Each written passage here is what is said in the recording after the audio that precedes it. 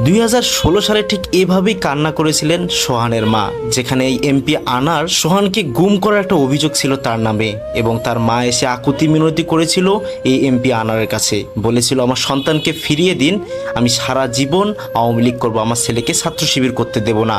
এবং সে কথা না মানার পরেও যখন ছেলেকে খুঁজে পাচ্ছিলেন না, ঠিক তখনই এলাকার 300 পরিবার আসেন তার কাছে অনুরোধ করার জন্য, কিন্তু তারপরেও এমপি আনারের যেন কোনো রকম দয়া মায়া হয়নি। এবং কিছুদিন পর যখন সেই ছেলের লাশ উদ্ধার হয় এবং দেখা যায় 2টি চোখ তুলে নেওয়া হয়েছে সেই ছাত্র শিবির খ্যাত সোহানের।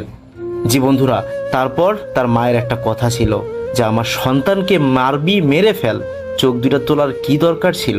তারপর দোয়া করেছিলেন। আজকেই যেন শহীদ মহিউদ্দিন সোহানের মায়ের দোয়া কবুলের সময় হয়ে গেল। সমস্ত ভিউয়ার্স, পুরো ভিডিওটি দেখুন চাঞ্চল্যকর কিছু তথ্য বোঝার জন্য। বাংলাদেশের সংসদ খুনে একই নির্মম নৃশংসতা, হার মানাবে ওয়েব সিরিজও।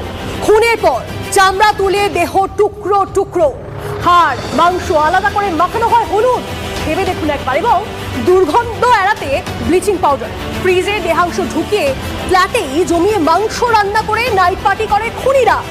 2-4-9-80 টুকরো করা হয়েছে সংসদ সদস্য আনোয়ারুল ইসলাম আনারের মরদেহ, যা হলুদ মাখিয়ে কলকাতার অন্তত 10টি খাল নালায় ছড়িয়ে ফেলা হয়।